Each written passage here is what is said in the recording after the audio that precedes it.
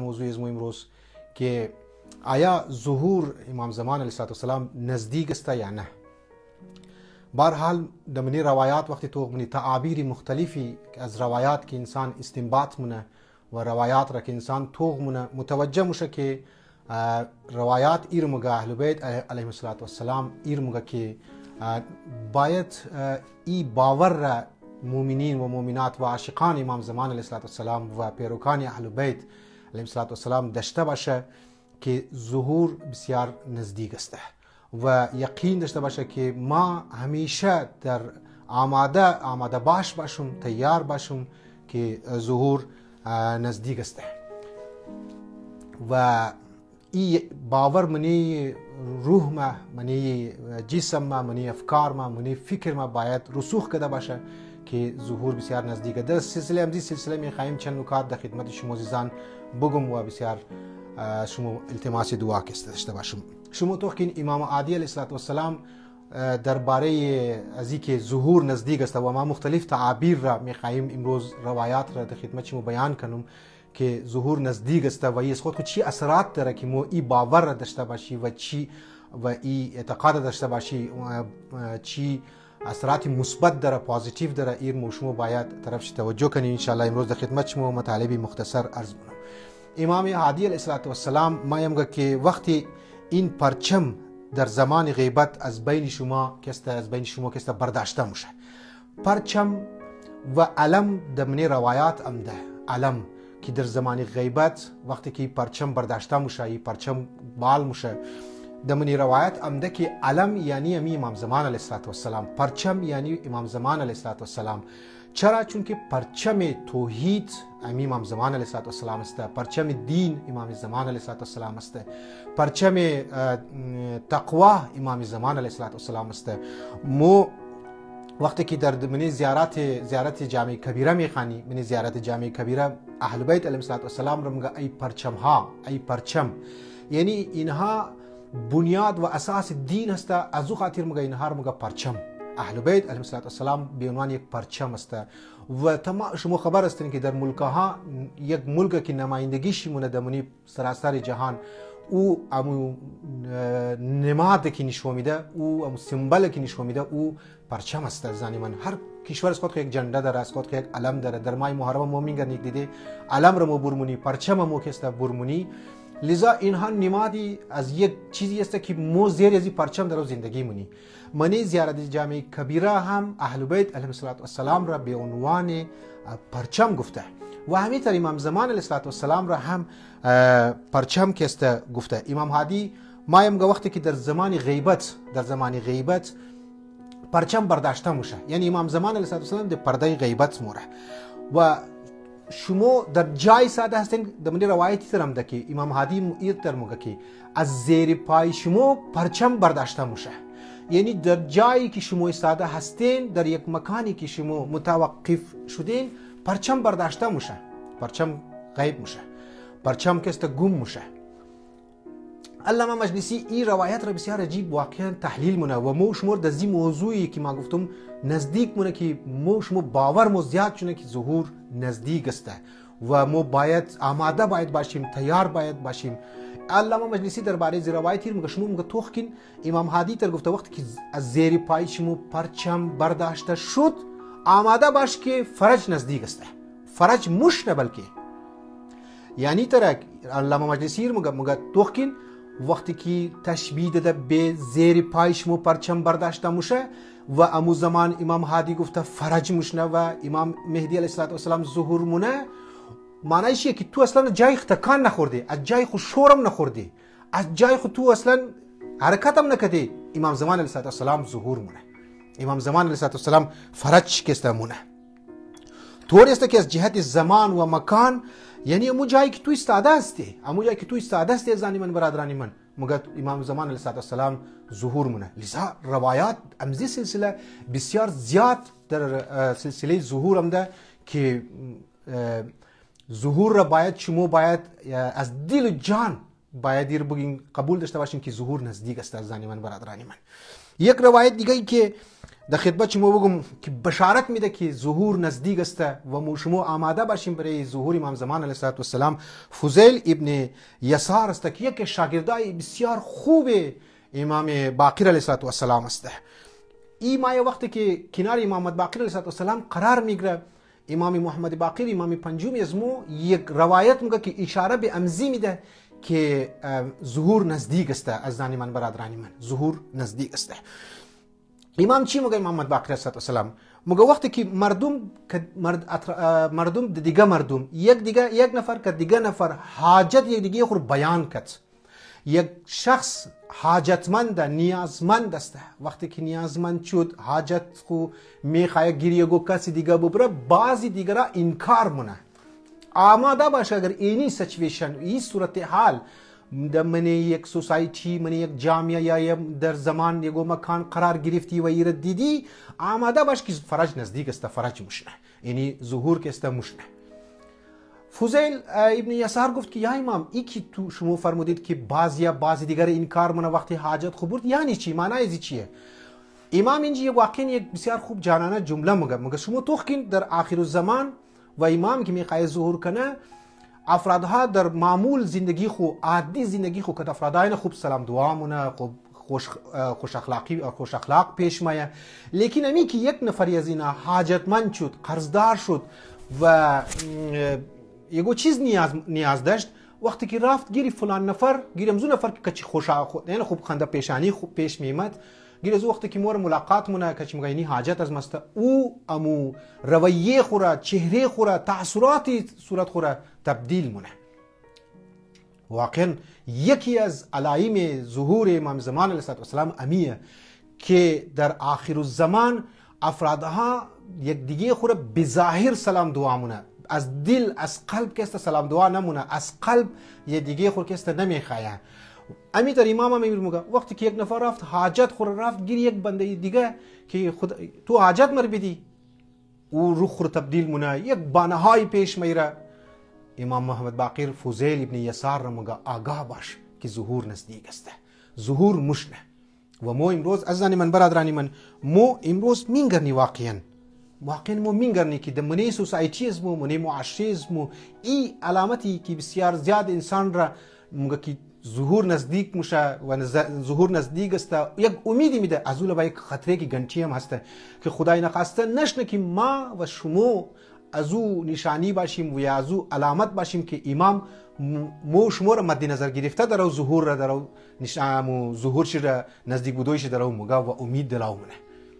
خدا نخواسته نشنه که یک فرد خانیزم بایا، یک شخص خانیزم بایا، یا از هر لحاظ، از چی از لحاظ مادی، چی از لحاظ معنوی دستایق دراز کنه به طرف از ما و ما بانها بیرم و بیتنم ما حاجت زور برطرف بیتنم، لیکن نکنم مشکل شر بیتنم حل کنم، لیکن نکنم. از زن من برادران من یاد چون باشه که دیگه مو ایره ادعا نمیتونی که مو پیروکار امام زمان علیه السلام هستیم، لیکن از اون طرف امی روایت میرسندن که ظهور نزدیک است. لذا ما گفتم که موضوع از مومی از زن من برادران من که ما امروز شما را ای رو بگم که آماده باشین، در هر جای هستین، در استرالیا هستین، در یوروپ هستین، در پاکستان هستین، کویته هستین، در هر سر دنیا هستین، آماده باشین که ظهور بسیار نزدیک است بنابر مختلف تعابیری که روایات است.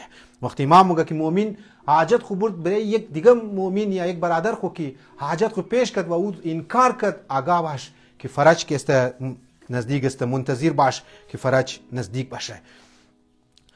و خدای نخواسته نشنه گفتم از زن من وقتی که مادی گرایی، وقتی که دنیا گرایی، دنیا پرستی در سوسایتی، در یک معاشره زیاد شد، بفهم که تاریکی زیاد، تاریکیه اونجی دیگه نور نیه، اونجی دیگه نور نیه.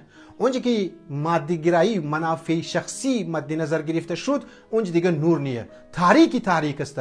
وقتی که تاریک شد، امام محمد باقر علیه السلام میفرماید که منتظر ظهور باش که ظهور که است نزدیک است. حقیقتا باید از زن من باید ظهور را همین قدر مو نزدیک که تصور کنیم، بلکه یقین که است کنیم. از خود خو آثار داره، از خود خو برکات داره. انسانی که همیشه در از یاد امام زمان علیه السلام باشه و بگه که ظهور نزدیک است، انسان یک بلوگ از گناه ها بچاو مونه. واقعا انسان میگه که نشنه که ما در حالتی از گناه گرفتار باشیم، خدای نخواسته در حالت زنا که است ما مشغول باشیم، تو یک دفعه امام ظهور کنه. اگر از اون طرف ما خدا نخواسته در شراب مخروم ما که است، اگر اعتقاد ما محکم باشه که امام زمان علیه السلام ظهور مونه، ما نمونم که شراب که نمخورم، خدای نخواسته ما زنا نمونم، طرف ناموس مردم ما توق نمونم، غیبت را که ما یکو کس غیبت چی نمونم. زنی من برادرانی من، ما نیازمند افراد کمک مونم. ما اگر باور شونه که هر لحظه و هر مکان در مکان شاید یعنی یقینا ما ایر باور داشته باشم، یقین داشته باشم که امام ظهور مونه، ما از این زبان خو کس را توهین نمونم، ما از این زبان خو کس را بے عزت نمونم، ما از این زبان خو کس را عزت نفس را ما مجروح نمونم. عزیزان من برادران من، اینا ممکنه که به ظاهر یک جملات ساده ما در خدمت شما میگم، لیکن واقعا این بسیار ضروریه که وقتی که ما باور داشته باشم مطابق روایات، مطابق نورانی کلام اهل بیت علیهم السلام که امام ظهور چی نزدیک است و آماده باش، ما باید از من برادرانی من گناه ها مازگیر گناه ها باید دور توتا کنم. و بلکه دور توتا مونه انسان اگر گفتم هم عقیدتی طور پر، هم قلبا، هم زبانا، اگر ما باور داشته باشم که امام علی مقام ظهور چی نزدیک است و امام ها گفته که تو باید آماده باشی، تو باید آماده باشی. از من شما چقدر واقعا امروز بیا سوال کنیم، چقدر ما آماده ظهور هستیم؟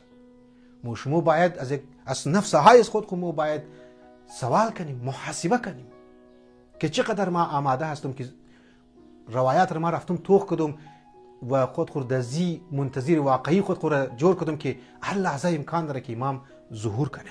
امکان داره در ذهن شما سوال باید که چطور میشه که از 1400 سال در او اهل بیت علیهم السلام گفته رهیه، خب ظهور نشده دیگه، از این بعد امکان داره که ظهور بسیار طولانیش نه زنی من.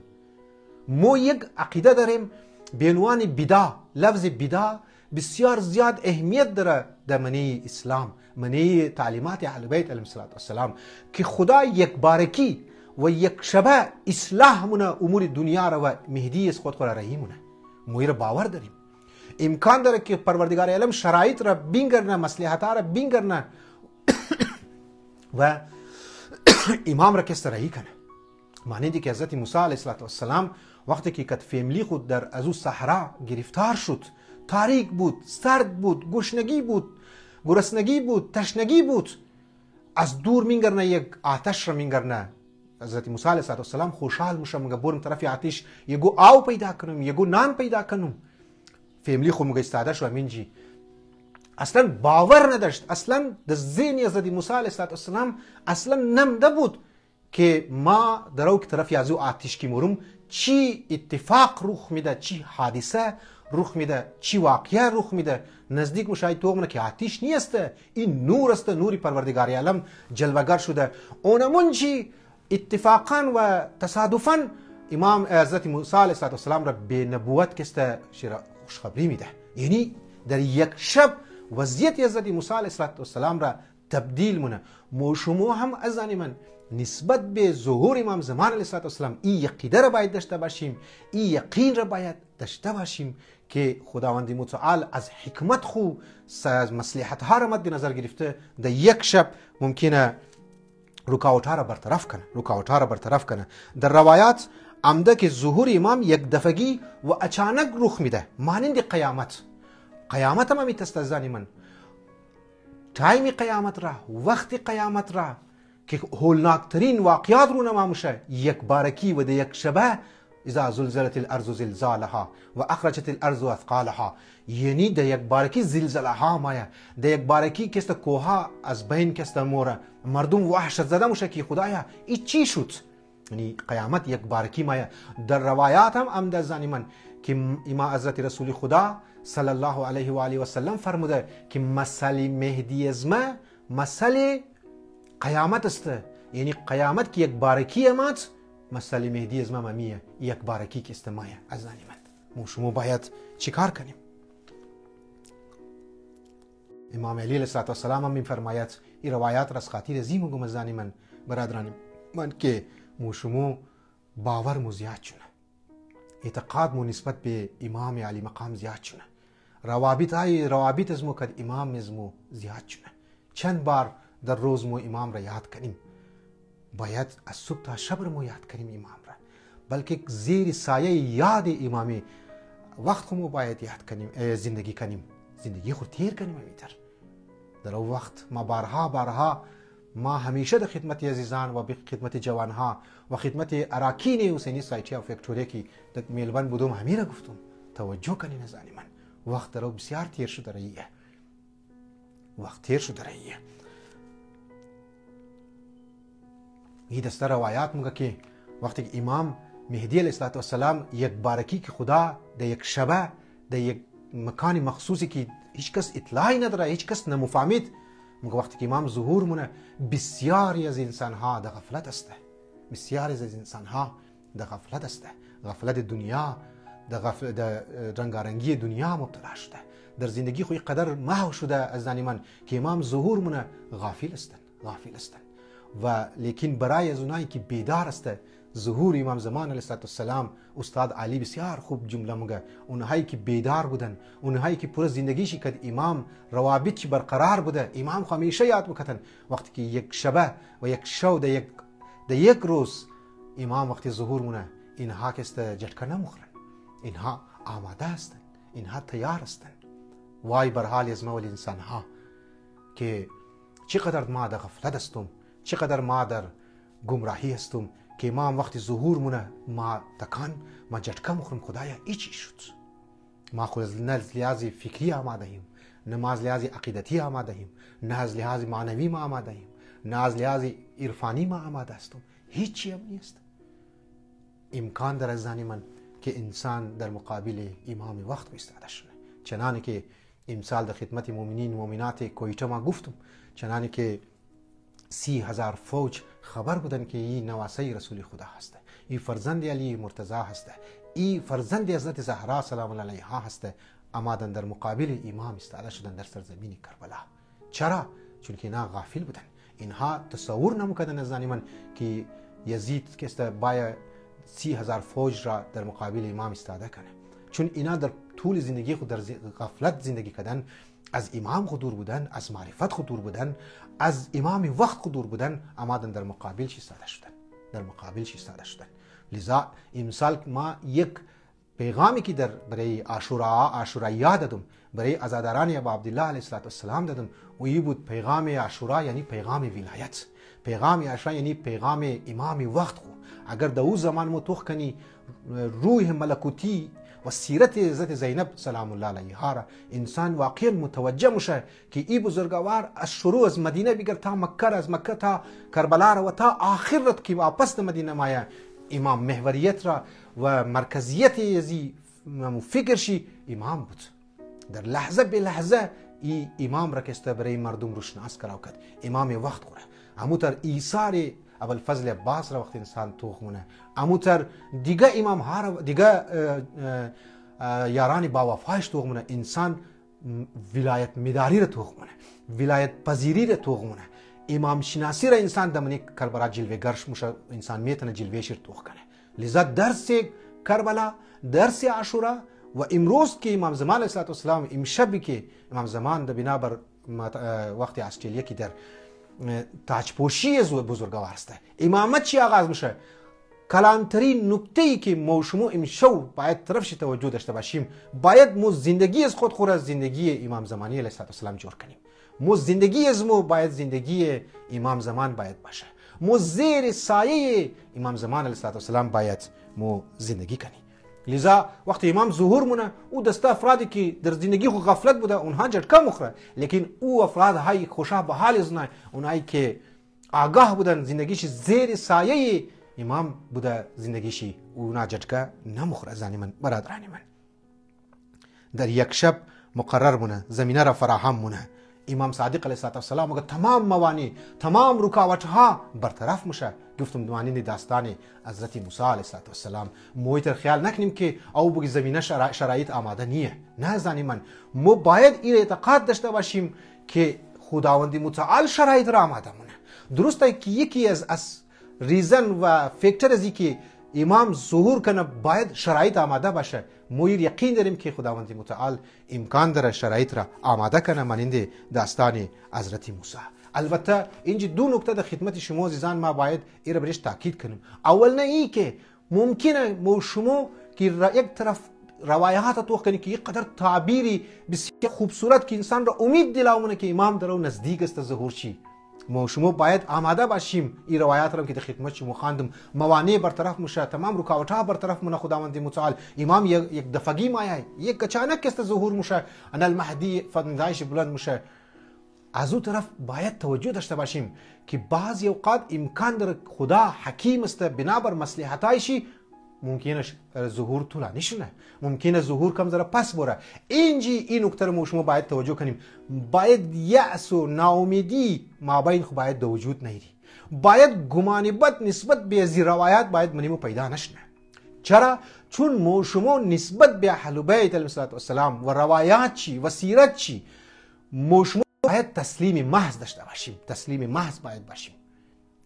ما باید رو متوجه شونیم که پروردگار عالم مصلحت چی فعلا تقاضایش میمونه که ما ظهور درو کم زره دیر شده. لیکن از اون طرف ما باید عقیده داشته باشیم، یقین داشته باشیم که آغا ظهور شی ممکنه یک دفعه شونه و او مصلحتی پروردگار عالم تقاضایش شونه که امروز امیالی امکان داره که ظهور شونه.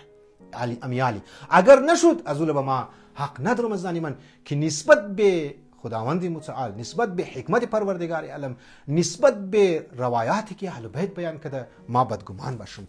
دیگه این یک نکته.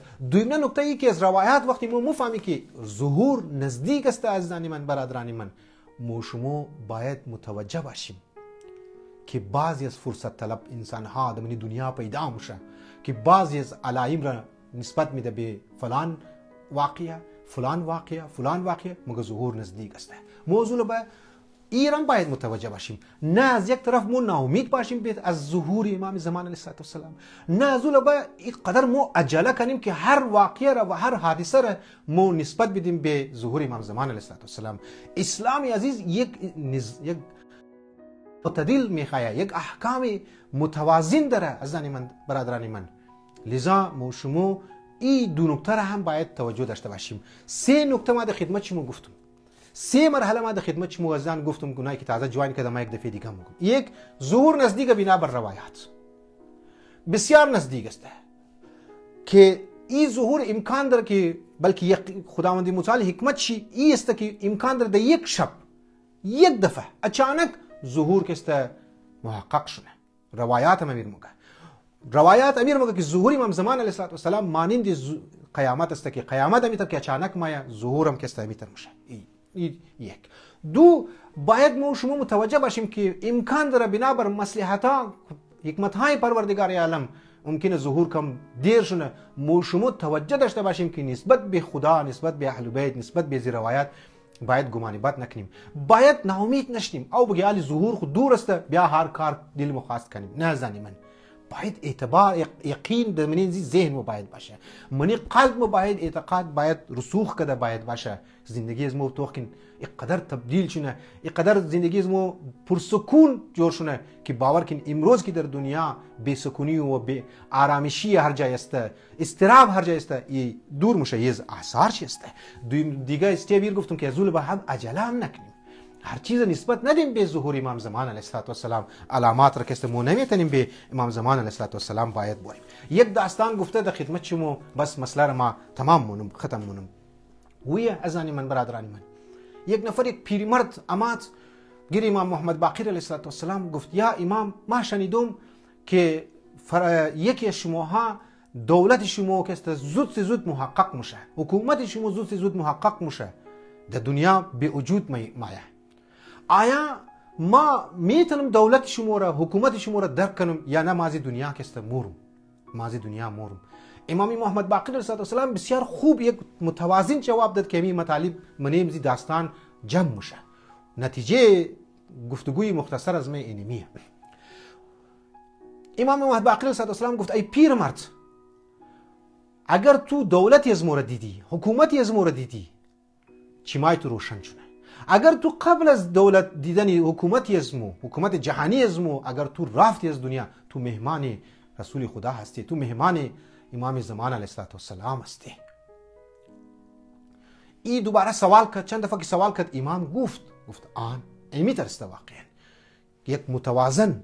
اگر تو دیدی مصلحت ای شد که ظهور شد و مو حکومت را در دست خود گرفتی، در دنیا امن و بایچاره فضایش قایم شد، پس تو چیمای تو روشن است. لیکن اگر تو ندیدی، تو موری کس در او دنیا مهمان رسول خدا جور مشی، مهمان علی مرتضی کس جور مشی.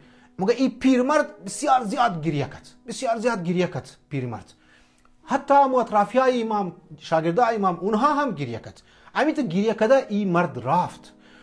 امام گفت آگاه باشین شاگردای خو، گفت این پیرمرد را اگر میخواین اهل بهشت را بینگرین، اینمی پیرمرد کس بینگرین، این اهل بهشته. چرا؟ چون که نسبت به فرج قائمی ازمو، نسبت به ظهور، این یک بسیار معتدل فکر داره و او رو فهمید که اگر ما ظهور را دیدم چشمای ما روشن میشه. امام فرموده اگر ندیدم ما مور مهمان چیزا جور میشم، اهل بیت علیه السلام و رسول خدا و علی مرتضی. لیکن همینجا یک برای شما یک ټوټکه بگم یا یک رای حل بگم، یک فرموله بگم، اونهایی که میخواه زنی من ظهور را درک کنه. ما خود خو بگم، ما طبعا قلبا نخواستم که ما زیر دوباره در ظهور امام زمان علیه السلام اگر ما از دنیا رفتم زنده شدم باید ما شاید نخواستم، چون این عمل را انجام ندادم. بزرگا ایرموگه که بارها ما در خدمت عزیزان گفتم، اگر میخوایی که امام زمان علیه السلام را زیارت کنی، اگر میخوایی که امام زمان خود ملاقات کنی، خواهرای عزیز، جوانهای عزیز، اگر میخوایی که امام صحیح طور پر یک رابطه برقرار کنی، تعلق برقرار کنی، یک ریلیشنشیپ مابین شما ایجاد شونه، مابین استوکت امام، مگه هر روز بعد از نماز صبح 40 روز تو دعای عهد بخوان. دعای عهد کدام از موزانی من دعای عهد را شما خواندیم که اگر خوانده باشیم معنیش این است که ما از غافلان نیستیم. اگر ما خوانده باشم معنیش این است که ما برای ظهور در خود آماده مونم و ما باور دارم که ظهور یک دفعگی میشه. ما باور دارم که ظهور در یک شبکه است محقق میشه. ما باور دارم که خداوند متعال مانند داستان حضرت موسی که نبوت را در یک شبه داد چیره و اصلا اطلاع نداشت. ما همی باور دارم که امام مایا در یک شبه خدا رو کاوتا رو برطرف مونه، شرایط را کسته برطرف مونه، شرایط را محقق مونه و او موانع را رکاوت ها را کسته برطرف مونه و امام مایا. لذا ما باید 40 روز صبح ما باید زیارت دعای عهد را باید بخوانم. اگر چی خوب که با دقت بخوانم دعای عهد را. بسیار مطالب بلند داره. یعنی من بس امیدوار هستم که مو هم مانند از پیرمرد، مانند از که امام شیر سمجاو کرد، خوشحال شد، گریه کرد و از بهشتیان شد، مو شما هم مانند از افراد ها شدیم. مانند سید ابوالحسن اصفهانی بزرگوار که یکی از بسیار زیاد از مجتهدین و مراجع محترمی از ما بوده، عارف بوده بسیار زیاد. وقتی که ای در جوانی خو مگه می داستان را از این خاطر میگم که قلبهای از ما نزدیک شونه کرد امام خو و مو شما در ازی امید که مو هم میتونی امام را بینگرنی. بابی خود میگه که ما میخوایم اصفهان برم درس بخوانم، طلبگی شروع کنم، درس حوزه شروع کنم. بابیش اجازت نمیده، میگه که حالات سخت است، طلبگی زندگیش سخت است، طلبگی از لحاظ معاشی اقتصادی مسائل بسیار زیاد داره. این اصرار مونه. این سید ابوالحسن اصفهانی مورا در اصفهان درس میخوانه. یک روز بابیش میگه که برم توخ کنم بچه ما در کدام حالت است، در چی صورت حال است.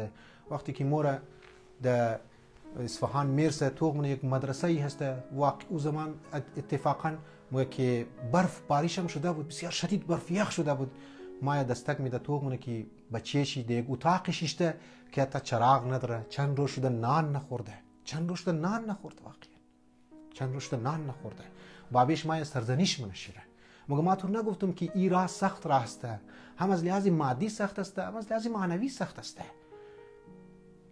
تو نه چراغ داری، تو نانم نخوردی، نانم نخوردی. مگه دمزی دوران بابیشی که سید ابوالحسن اصفهانی درو گفتگو مونه ایر درو سردنش مونه ای سر خو تا گرفته درو گم بابی خو گوش مونه موگه دامزی لمحه دروازه مدرسه دستک داده میشه دروازه دستک داده میشه سید ابوالحسن اصفهانی مور دروازه را تو مونه یک جوان نورانی جوان است شیر کم زره پیسه میده شیر موگه برو د خانی کمری خو تا خو د فلان جای اتاق تو شم است ماچیز هم مثال کے طور پر است این مایه بابی جوان بوده دیگه مایه د خانه کمری خو واپس مایه بابی شتم کی بود مگه یک نفر بود گفت فلان جای اتاق د کمره شم اشته شم رو بر بگیری شم رو تاخ مونه شم میگن شم واقعا د مو جایش است مگه دیگه چیکار کرد مگه اینی پیسه را داد این پیسه را داد گفت بر نان بیر بابی خورم نان بیدی بابی شمونجی گریه مونه بابی شمونجی گریه مونه